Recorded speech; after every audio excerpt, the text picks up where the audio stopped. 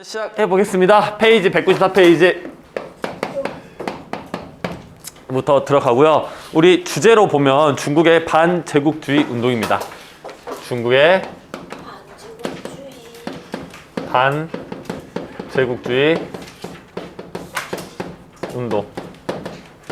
이게 우리 오늘의 주제예요. 중국에서 일어난 반제국주의 운동. 즉 제국주의란 거는 식민지 확보를 위한 팽창 정책이었고, 그 팽창 정책으로부터 벗어나려고 노력하는 게 반제국주의 운동이라고 생각하시면 되겠습니다. 그래서 첫 번째 내용을 보시면 우리가 바로 교과서 내용으로 들어가지는 않을 거야. 왜? 우리가 앞에 내용을 듣지를 않았으니까. 그래서 교과서 내용은 없지만 여러분들 이해를 돕기 위해서 설명을 먼저 드리면, 중국의 쇠퇴와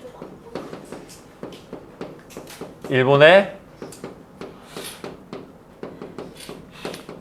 성장이라는 주제로 우리가 한번 이야기를 한번 해보겠습니다. 이 동네, 즉 동아시아에서 역사적으로 대대적으로 넘버원이었던 나라가 어디야? 중국이었었죠. 넘버2는 한국이었고요. 넘버3가 일본이었었죠. 즉 우리가 조금만 더 과장돼서 이야기하면 중국의 역사가 인류의 역사를 이끌어 왔다고 해도 과언이 아닐 정도로 매우 문화가 발달해 있는 지역이었단 말이야. 그런데 이런 중국이 쇠퇴를 하고요, 일본이 떠오르게 되는 과정을 한번 살펴보겠습니다. 첫 번째, 아편 전쟁을 치릅니다. 청나라와 영국. 1840년과 1856년 두 번의 전쟁이 일어난 일이죠. 혹시 들어본 친구들 있을 겁니다. 아편 전쟁. 아편 때문에 일어난 전쟁이죠. 아편이 뭡니까? 마약입니다. 마약. 자, 봅시다. 일단 단순하게 보면 중국에서 아편을 수입하지 못하게 하자, 즉 제재를 하자, 영국이 그거를 팔아먹기 위해서 전쟁을 일으킨 게 아편 전쟁입니다. 좀 더 디테일하게 한번 들어가 보면 청나라와 영국은 무역을 합니다. 서로 물건을 주고받고 팔고 사고 하고 있단 말이야. 그러면 물건을 사고 팔고 할 때는 누군가가 이득을 보고 누군가는 손해를 보겠죠. 어느 쪽이 좀 더 이득이었을까? 영국이 계속 손해를 봐요. 왜 그러냐 하면 영국의 자랑이 뭐야 이때? 우리 산업혁명 때 배웠잖아. 공장에서 만들어 놓은 면직물. 근데 이 청나라는 사람이 많아가지고 공장에서 나온 것보다 더 싸게 만들어낼 수가 있어. 면직물이 안 팔려. 또 고급 재료는 안 필요해. 왜? 실크라는 게 있잖아. 그러니까 면직물이 안 팔려. 그런데 영국은 이 청나라로부터 뭐 많은 걸 사가요. 대표적인 게 뭐? 티, 차를 사가, 차. 그 다음에 뭐 도자기, 이런 것들을 사간단 말이야. 즉, 이 영국과 청나라의 무역 관계에 있어서 영국은 계속 적자, 즉 은을 계속 청나라에 갖다 바치는 상황이 되는 거야. 이런 손해를 계속 감수할 수는 없잖아. 그러니까 어떻게 해결하려고 해? 마약을 팔아. 마약을 팔아. 마약 중독자로 만들어. 그러니까 청나라 입장에서는 애들이 지금 계속 마약 중독자가 돼가고 은이 영국으로 흘러나가게 되니까 이거를 막아야겠지. 그래서 마약을 못 팔게 하면서 제재를 가합니다. 그러니까 영국 입장에서 화가 나 안 나? 화가 나면서 전쟁을 탁 치르게 되는 게 아편 전쟁이라는 거야. 이해되십니까? 자, 근데 1840년과 1856년 두 번 일어나는데 영국 입장에서 보면 중국을 치는 게 상당히 부담스러운 행위였어요. 왜냐면 이때까지만 하더라도 중국에 대해서 서양은 잘 알지 못했어. 약간 신비로운 나라였단 말이야. 전부 다 오픈되어 있지 않으니까. 그런데 나라는 또 엄청 커요. 그러니까 이 국가를 전쟁을 일으키는데 상당히 부담이 느꼈던 거지. 자, 봅시다. 이 친구가 등치가 엄청 커. 키도 엄청 커. 뭔가 싸움도 잘할 것 같아. 근데 내가 이 친구를 함부로 때릴 수 있을까? 아니요. 그죠? 이 친구의 전투력 측정이 불가능하죠. 이거 알죠? 이거 그 뭐지? 드래곤볼. 전투력 측정이 불가능한 거야. 근데 이때 큰맘 먹고 때렸더니 생각보다 약했던 거지. 내가 떠오르는 단어이지만 참겠습니다. 엄청나게 약했다는 거야. 즉, 한 번도 때려보고 두 번도 때려보니까 약했다라는 거지. 자, 그러면 이 친구는 나한테 진 것만 문제야? 그럼 뭐가 문제야? 마약 파는 거는 이제 지금 첫째 문제죠. 뭐가 더 문제야? 마약은 실제로는 청나라에서 나중에 만들어내요. 뭐가 문제야? 이 친구가 크고 강력해 보였는데 실은 알고 보니까 허접했던 거지. 그러니까 다른 나라도 소문이 나는 거야. 뭐라고? 야, 쟤 약해 라고 소문이 나는 거야. 그러니까 영국한테만 두드려 맞는 게 아니라 여기저기서 이제 쟤 뭐 별거 없네 라고 하면서 호구 잡았네 라고 하면서 들어오기 시작한다는 거지. 이해되십니까? 자, 그 다음에 두 번째로 청일전쟁을 합니다. 청나라와 일본이 전쟁을 하죠. 1894년도의 일입니다. 자, 이 동네의 역사적인 넘버원이 누구? 정통적인 강자 중국이었고요. 정통적으로 계속 약했던 일본이 있었는데, 일본 이 친구들이 이 서양 문물을 먼저 받아들이고 빠르게 개혁을 이루어. 빠르게 머리부터 발끝까지 하디슈를 하지 마시고요. 머리부터 발끝까지 완전한 개혁을 이루는 거예요.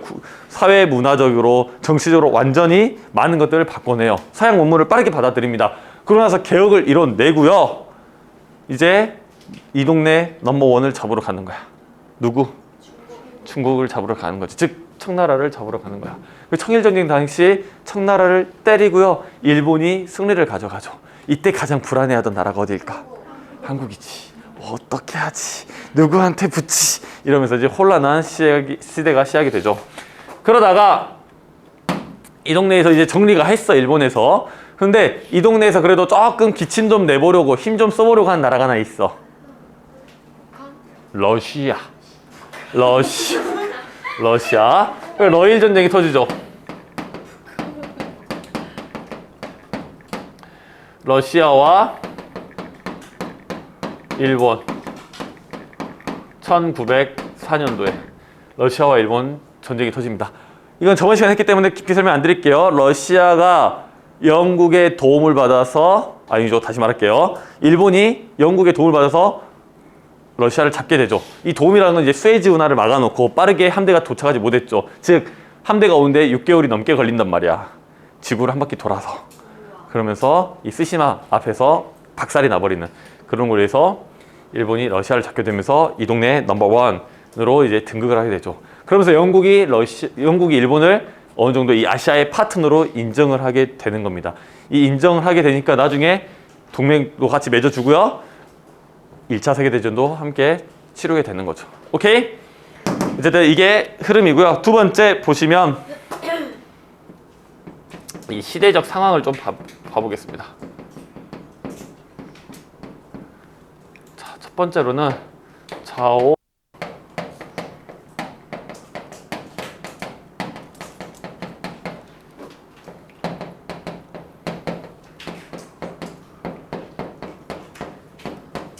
1898년도에 청과 독일이 자오저우만 조차지, 즉 교주만이라고 하는 곳에 땅을 빌려서 쓰게 됩니다. 자, 봅시다. 아편 전쟁 이후로 중국 뭐라고 소문났어? 약하다고 소문이 났어. 근데 이 독일 입장에서 한번 살펴보겠습니다. 독일은요, 우리 오직 철과 오직 피로만 우리가 강력하게 통일을 이룰 라고 주장했던 그 남자. 그죠, 비스마르크가 있었죠. 비스마르크는 이렇게 얘기합니다. 황제시여, 우리는 대륙에서 존버해야 합니다. 즉 영국, 프랑스처럼 해외 확장을 나갔다가는 괜히 눈에 띄게 되고 괜히 견제를 받게 되니 우리는 이 대륙 안에서 우리는 존버해서 우리의 힘을 길러야 됩니다 라고 이야기를 해요. 황제가 받아들이죠. 그러면서 매우 강력하게 독일을 통일하고요. 매우 강력한 나라를 만들어내. 그런데 그렇게 강력해지는 나라에서 태어나고 자란 청년들이 무슨 생각을 하냐?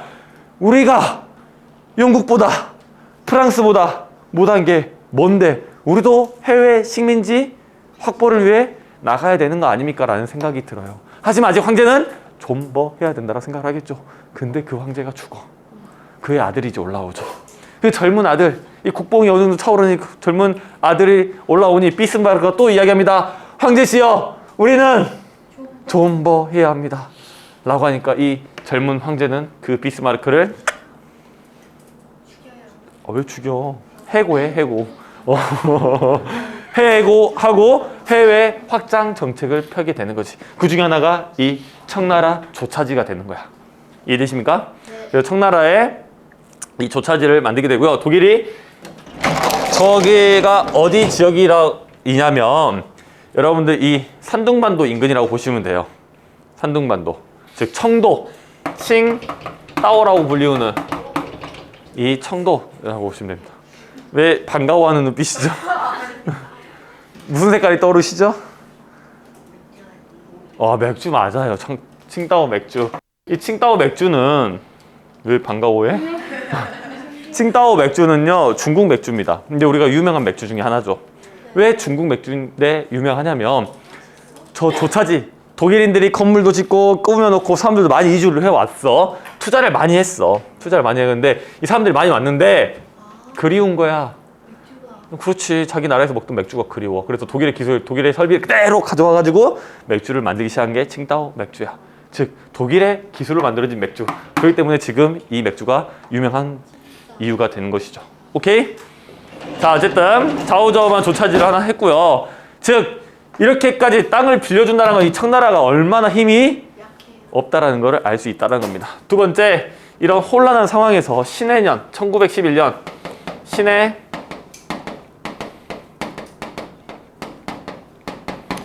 혁명이 일어납니다. 신해 혁명은 여러분들 나중에 강소희 쌤이랑 배울 테니까 깊이 설명은 안 드리고요. 이 신해 혁명에 의해서 중화민국 1912년에 중화민국이 건국되게 되는 거죠. 즉 이제 더 이상 황제가 존재하는 나라가 아니라 공화국이 되는 겁니다. 공화국이.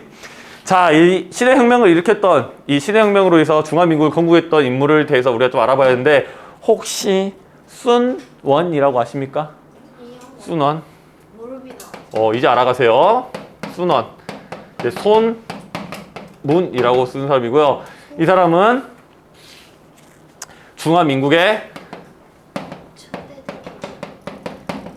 임시 총통, 혁명가이자 임시 총통이자 후에 국민당의 지도자가 됩니다. 순원. 근데 봐봐, 혁명을 일으켰는데 이게 나라를 세우는 것은 쉬운 일이 아닙니다. 그래서 이 힘을 가진 친구들과 이야기를 해요. 이 힘을 가진 친구 이름이 뭐냐면 위안 스카이라고 인물이 있습니다. 혹시 들어보셨습니까? 아니요. 네. 위안 원세계. 이 친구는요 청나라의 총리 대신이자 중화민국의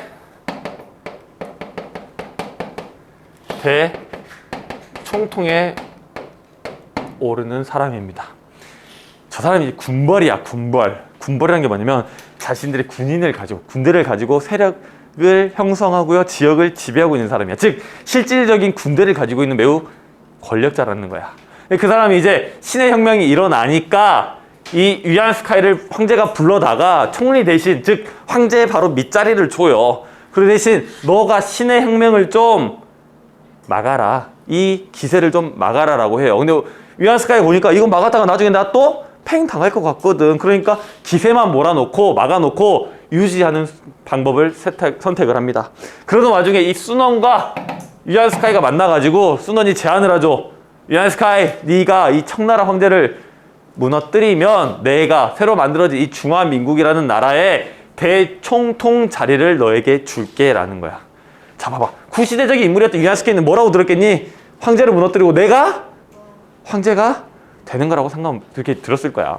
그래서 제안을 받아들입니다. 그래서 이 청나라 황제를 끝내고, 즉 청나라 제국이 이제 청나라 황제가 끝나고요. 이제 중화민국이 만들어지면서 순원이 임시총통에 올라오고 이 위안 스카이로 대총통 자리를 주게 되죠. 공화국을 유지할 거라고 이렇게 제안을 했으나 위안 스카이는 실제로는 독재 체제를 강화를 하게 됩니다. 그런 디테일한 거는 넘어가도록 할게요. 어쨌든 이제 중화민국이 건국이 됐고요. 이제 시간이 조금 흐릅니다. 1915년도야. 1915년도면 그 사이에 무슨 매우 중요한 일이 하나 있죠. 사례본 너무 많이 갔다. 1차 세계대전 개전으로 합시다. 1914년도에 전쟁이 터졌어. 일본이 세계대전, 1차 세계대전에 참전하는 거 알고 있습니까? 영국의 편을 들어서 연합군에 들어가면서 독일을 치러 간다는 명분으로 군대를 이끌고 어디로 들어와?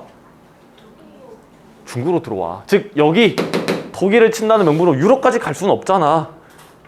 중국으로 들어옵니다. 군대를 이끌고. 그리고 나서 중국 정부에게 제안을 하죠. 일본에 21개조 요구를 합니다. 이 21개조 요구가 뭐냐면 독일이 가졌던 모든 이권 나 줘. 그 다음에 너네 뭐 결정하거나 뭐 의사결정할 때 일본인 고문을 두고 너 일본인과 상의해서 해. 그 다음에 너 해마다 나한테 무기 좀 사가. 기타 등등등. 즉 산둥반도에 대한 권리, 그 다음 경찰 뭐 권리 이런 것들까지 해서 이런 21개조 요구를 합니다. 그냥 쉽게 요약하면 너 나의 호구가 되라. 이런 거야. 이거 받아들여 안 받아들여? 받아들입니다. 수용해요. 1915년도. 왜냐? 이렇지 않으면, 받지 않으면 나라가 날아갈 수도 있으니까. 이거 유안스카이가 수용을 해요. 역사적으로 엄청나게 비난을 받겠죠. 네 번째로 그 다음에 유안스카이가 사망합니다. 1916년에. 자, 근데 이 사망하는 게 이렇게 큰 사건이야? 아니요. 맞아. 이 사람이 아까 어떤 사람이라고 했어? 대총통인데 뭘로 힘을 잡았던 사람이야? 군벌, 군인들 세력. 근데 이 사람이 죽었어. 우리 큰형님이 죽었네? 밑에 있는 수많은 부하들이 있을 거 아니야. 그럼 이제 내가 왕이다 라고 나댈 거 아니야. 즉 군벌들이 난립을 합니다. 여러 파로 나눠서 군벌이 난립하는 결과를 가지고 오게 되는 거야. 이게 우리 교과서 전 내용입니다. 이해되십니까?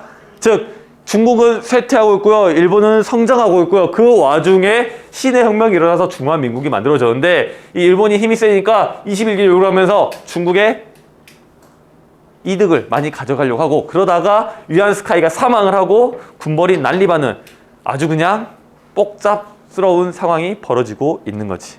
오케이? 넘어갑니다. 세 번째. 중국의 반제국주의 운동. 우리 제국주의라는 건 아까 이야기했듯이 식민지 확보를 위한 팽창 정책이고요. 반제국주의라는 건 그런 거에 대해서 우리가 저항하고 막아보겠다고 하는 운동이야. 즉 우리가 쭉 설명을 드릴 건데 전체적인 맥락은 뭐냐? 중국 내부에서 일어난 반제국주의 운동이다 라고 생각하시면 되겠습니다. 오케이?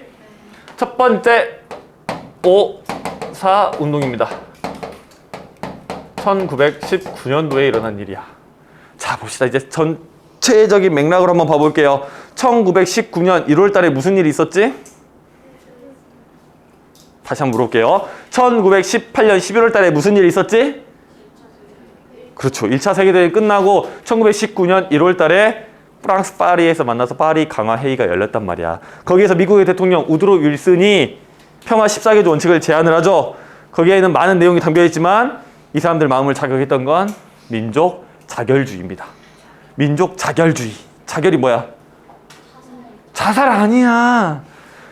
스스로 결정할 수 있게끔. 즉 지금 수많은 시민 국가들이 자기 민족이 자기의 운명을 스스로 결정할 수 없는 상황에 처해 있잖아. 그러니까 그런 것들을 스스로 결정할 수 있어야 된다라는 원리를 이야기하니까 한반도의 민족이 3월달에 3.1운동을 펼치는 거죠. 그걸 본 옆에 있던 대륙인들이 그걸 보고 감명을 받아가지고 5월달에 5.4운동을 펼치는 거야. 오케이? 자, 그러면 갑니다. 원인. 일본의 21개조 요구 때문에 21개조 요구, 즉 중국의 이권을 많이 가져가는 이런 말도 안 되는 요구를 없애달라 라고 하는 게 이 원인이 됐었죠. 이것들이 있으니까 불합리하다라는 게 원인이었습니다. 그럼 요구사항이 뭐였을까? 이 사람들의 5.4 운동의 요구사항은 이거를 당연히 철폐하고요. 즉 이제 전쟁이 끝났으니 일본이 나가야 되잖아. 명분이 독일치로 온다는 거였으니까 철폐하고요. 반 군벌, 지금 난립에 있는 군벌들 좀 정리하고요. 반 제국주의 운동의 성격을 가졌습니다. 오케이? 그 다음에 1차 국공 합작이란 걸 합니다. 국공은 뭐냐면 국은 국민당, 공은 공산당이야. 이 국민당이 이제 위안스카이가 이제 그 독재처럼 황제가 되니까 이 순원이 이것들을 막기 위해서 국민당이란 걸 만들어요. 국민당. 공산당 우리가 알고 있죠? 공산당은 이제 사회주의, 공산주의, 소련의 지원을 받아서 만들어집니다. 이 둘의 힘을 합친 게 국공합작이야. 그러면 국민당이 힘이 클까요? 공산당이 힘이 클까요? 공산당은 지금 동아리 수준이야. 아주 작아. 아주 작은 조직이야. 국민당이 메이저 조직이란 말이지. 메이저 조직. 그래서 이 국공합작을 하게 됩니다. 몇 년도부터 하게 되냐면요. 1924년부터.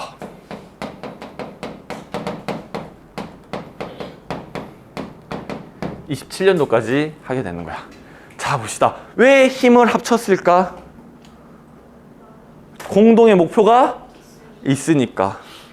그 공동의 목표가 뭐였을까? 어떤 거요? 일본을 몰아내는 것도 있겠지만, 하지만 지금 난리 난 군벌들부터 정리를 하자고 했던 거죠. 그래서 목적이 뭐냐면 국방, 군벌, 그 다음 제국주의를 타도하는 게 목적이었어. 자, 그냥 한번 잘 봅시다. 국민당은 메이저 아주 큰 조직이라 그랬죠. 공산당은 아주 작은 조직이라 그랬죠. 이 작은 조직을 큰 조직이 뭐가 아쉬워서 같이 했을까? 자, 봅시다. 삼성전자가 지능중학교랑 콜라보레이션해서 뭔가를 만든대. 우리 입장에서 우아하지. 삼성이 뭐가 아쉬워서 우리랑 콜라보레이션을 해? 그러니까요. 우리랑 콜라보레이션 하면 뭔가가 있겠죠라고 했어야 되겠죠. 그러면 이 작은 조직 공산당을 함께 했을 때는 뭔가가 있겠죠. 뒤에 백이 있겠죠. 그 백이 누구야? 소련이지. 자, 국민당은 큰 조직이고 공산당은 작은 조직인데 국민당에게 이야기를 합니다. 공산당이랑 너 함께 하면 소련이 너네에게 무기를 지원해 줄게라고 얘기하는 거야. 그러니까 둘이 사상은 완전히 다르지만 소련의 무기를 지원받기 위해서 힘을 합치게 되는 거지. 공동의 목표를 위해서. 이해되십니까? 자, 그럼 봅시다. 국민당도 공산당도 둘 다 목적은 같아. 내가 중국을 차지해야겠다.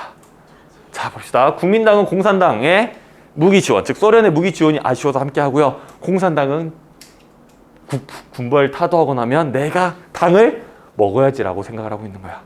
둘이 다 무슨 생각하고 있는 거야? 뒤통수 쳐야지라고 생각을 하고 있는 겁니다. 그래서 3년이 지나고요. 1차 국공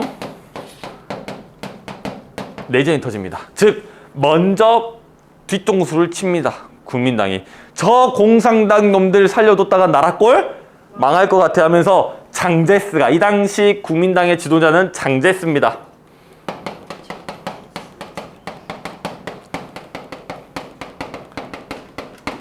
장제스가 공산당의 뒤통수를 치죠. 공산당을 이제 토벌하기 시작합니다. 그러면 어떻게 이제 공산당 가만히 당하고 있습니까? 도망가야겠죠. 대장정이라는 걸 합니다. 시기가 언제냐? 1934년부터 1935년.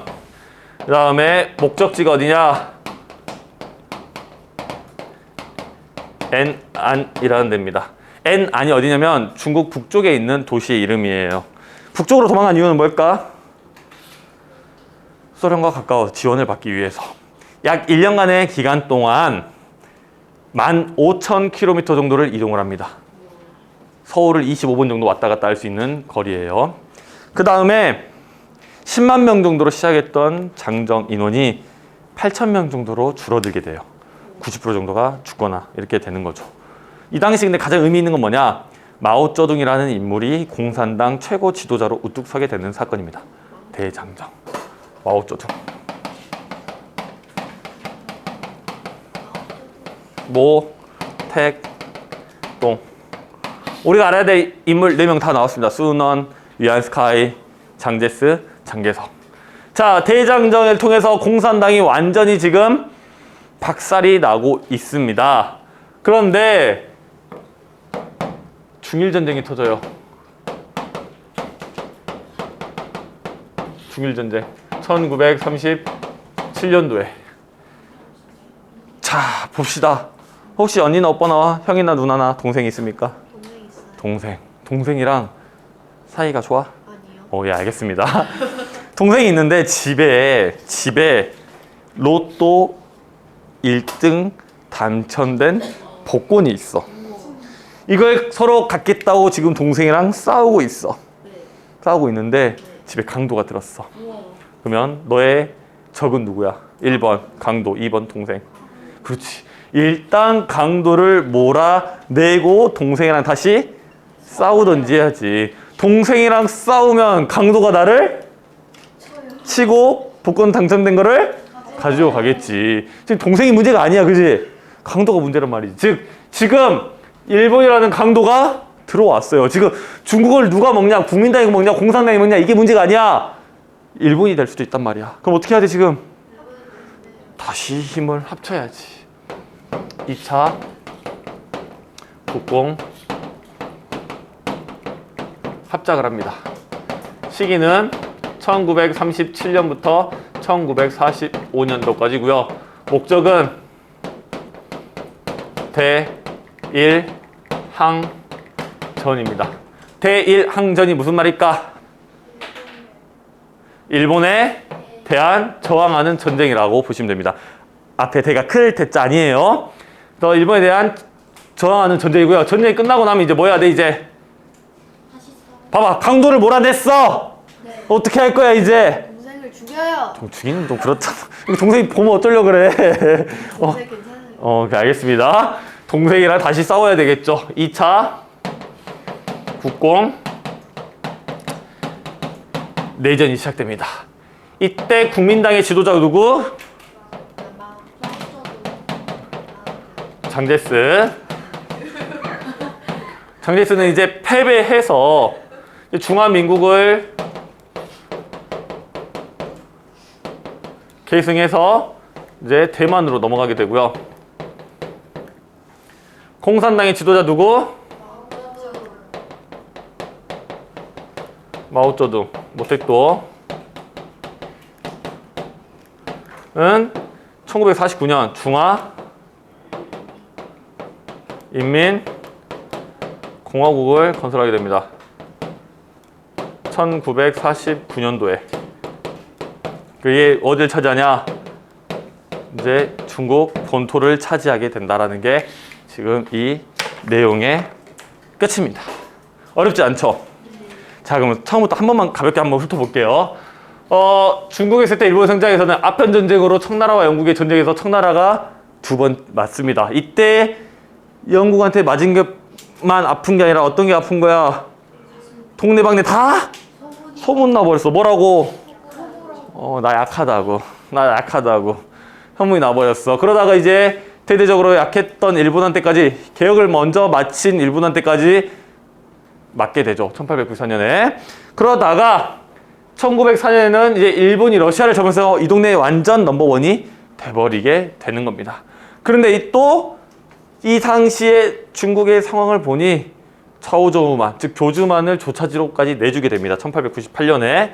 그러고 나서 1911년대에는 신의 혁명이 일어나면서 중화민국 건국되는데 그 다다음에 전쟁이 나면서 이 조차지 내주는 걸, 독일이 있는 걸 명분으로 일본이 들어오게 되고 군대가 그 일본 군대가 들어와서 21개조 요구를 하게 되는 거죠. 21개조 요구에는 여러 가지 요건이 있지만 그냥 요약하면 너 나의 호구가 되라. 호구가 되라. 그래서 이것들을 수용해 할 수밖에 없었습니다.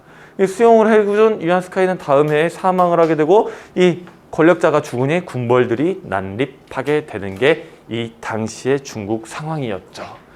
그러다가 1918년 11월 달에 전쟁이 끝나고요. 1월 달에 우드로 윌슨 대통령이 민족 자결주의를 이야기하면서 감명받은 중국인들이 5.4 운동을 펼치죠. 이 5.4 운동 21조 요구를 철폐해달라는 게 요구였고요. 반군벌, 반제국주의적 성격을 가진 운동이었습니다. 그러고 나서 이제 한참 있다가 1차 국공, 즉 국민당과 공산당이 합작을 해서 중국을 다시 통일하자, 중국의 질서를 다시 세우자라고 해서 북방군벌과 제국주의 타도를 이야기하는데 공산당을 토벌하자는 국민당의 뒤통수를 먼저 시작이 되죠. 그래서 국공 내전이 시작되고요. 공산당은 도망을 갑니다. 대장정으로 1년간 동안 도망을 가면서 많은 인물이 죽지만 여기서 우리가 포인트를 둬야 될 거는 마오쩌둥이 최고 지도자로 우뚝 섰다라는 거. 그 다음에 1937년 그런 와중에 전쟁이 터지죠. 집에 강도가 들어오는데 우리 집안 싸움 할게? 아니지. 강도부터 해치우자 하면서 2차 국공 합작을 하게 되고요. 전쟁이 끝나자마자 다시 국공 내전을 통해서 하지만 이 당시에는 국민당이 이제 몰아지게 됩니다. 왜 이렇게 되냐면 국민당이 공산당을 토벌하면서 농민 사회들의 여론을 많이 잃죠. 공산당은 사회주의, 프롤레타의 혁명 이런 얘기를 하면서 밑에서부터 많은 여론을 조성을 하게 되죠. 그러면서 전세가 역전되면서 본토는 중화인민공화국이 세워지게 된다. 마오쩌둥이. 그래서 현재 중국은 어디야? 중화인민공화국이야. 중화민국 뭐라 불러? 이것도 중국이야. 근데 이제 대만으로 넘어가게 되는 거죠. 오케이? 야, 여기서 마지막 퀴즈. 대만, 즉 타이완과 중화민국과 중화인민공화국 둘 다 국가의 아버지 또는 존경하는 인물이 있습니다. 요 4명 중에서. 오호! 야, 여기서 마오쩌둥을 하면 안 되지. 너네 집에 다 김일성 사진 있어? 누굴까? 장제스 안 되지. 유한스카이는 나라를 3번 팔아먹은 사람이에요. 순원입니다. 순원을 둘 다 4번 있는데 4번을 찍습니다. 이 순원은 이 양쪽 나라에 둘 다 조금 기념하는 인물이라는 거 알아두시면 되겠습니다. 혹시 질문? 없으면 수업 끝.